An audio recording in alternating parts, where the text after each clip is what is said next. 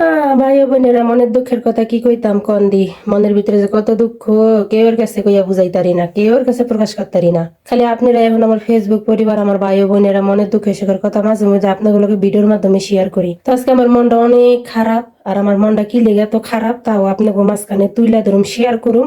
ধৈর্য সহকারে শোনেন, হেলে যদি আপনারা আমার কথাগুলো শুনেন, হয়তো আমার মনটা একটু হালকা হইতারে।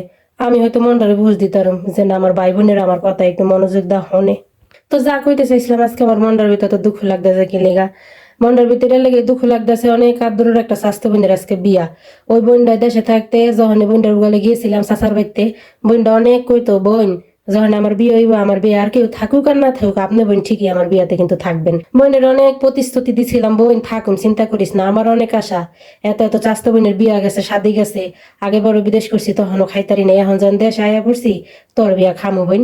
আমার তাকদিরে নাই বোনের বিয়া আমি খাইম কইতেন, বোনের তো তখন ঠিকই গেছি খাইমো, কিন্তু কি এর বিয়া খাওন, আমি এখন রয়েছি বিদেশ পইরা। তো এলা কোন দিই আমার মনের ভিতরে কি কষ্ট না দুঃখ না। সবাই চাচার বাড়িতে গেছে বোনের বিয়া খাইতে, আমারে ফোন দেয়, মাইয়া ফোন দেয়, মাই ফোন দেয়, চাচা বোনেরা ফোন দেয়, এই মুরগির রান খায়, এই রঙ্গারঙ্গি করে, এটি সব আমার ভিডিও কলে দেখায়। কোন এই দুঃখ আমি কার কাছে কইতে যাবো। তোরা বিয়া খাইতে গেছ, বিয়া খাইতে ভালো কথা, আমার এটি দেখাবার কি লেগা জ্বালা পুরা পারাস, আমার ভিতরটা কি লেগা পুরাস, কি লেগা আমার ভিতরে হাহাকার তোরা জন্মাস। বইন আমার ভিডিও কলে ফোন দা কান দেয়ার কয়, বইন আপনি দেশে আয়া করেন নাকি লেগা, আপনি দেশে কাম করে খান নাকি লেগা। ও বোন, দেশে আইয়া পুরুন, দেশে কাম করে খাইমু, যদি হেই লোক তো থাকতো তাই কি আর এই বিদেশ বাড়ি পইরা থাকতাম। যাই হোক, বোন অনেক মনের দুঃখের সুখের কথা কইলো, বিদেশকে লেগা পইরা রইলাম, অনেক কথাবার্তি মনের ভিতরে কইলো, আমিও সান্ত্বনা দিলাম। বোন মানুষের ভাগ্য, মানুষের কই থেকে কোন সময় কইলে যায় এটা কেউ কইতে পারে না। যাই হোক, নতুন জীবনে পা রাখতেছো, স্বামী নিয়ে শ্বশুর বাড়িতে ভালো করে থাকো, এই দই কামনাই করে বোন হিসাবে। আর আমার থেকে, আমি স্বাস্থ্য বোন হিসাবে আমার কাছে তুমি যা পাওনা যদি কিছু থাইকা থাকো, বাংলাদেশ আল্লাহ বাসায় আল্লাহ অতদিন হায়াতে তোমার পাওনাটা তুমি বোনের থেকে পাইবা। আসলে সময়ের সাথে সাথে মানুষের ভাগ্য যে মানুষের কই নিয়ে যায়, এটা মানুষ নিজেও কইতে পারে না। আমি কোনো সময় ভাবি নাই যে আমি একজন প্রবাসী হইব, কিন্তু সময়ের চাকা আমার ঘুরছে, আজকে আমি একজন প্রবাসী হয়ে রইছি।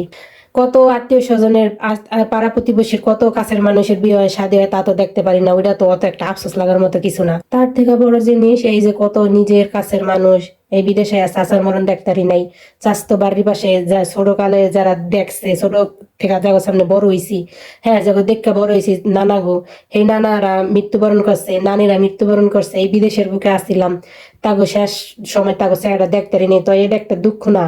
এই প্রবাসীরা যে কত কষ্ট করে এই প্রবাসের বুকে কত মানুষের কত আত্মত্যাগ স্বীকার করে যে থাকে, এটা একজন প্রবাসী শুধু বুঝতে পারবো, আর কেউ বুঝতে পারবো না।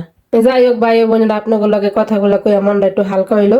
আর ধৈর্য সহকারে আমার এই কথাগুলো যারা এই পর্যন্ত শুনছেন, অসংখ্য ধন্যবাদ। আর ভিডিওর শুরুতে আমার রান্না বান্না দেখলেন, তো আজকে আমার ম্যাডামের আর আমার জন্য এই রান্না বান্না ছিল, দুপুরের খাওয়া দাওয়া দুইজনেরই ছিল। তো যাই হোক, সবাই ভালো থাকেন, সুস্থ থাকেন, আজকের ভিডিও এই পর্যন্তই রাখলাম, আল্লাহ হাফেজ।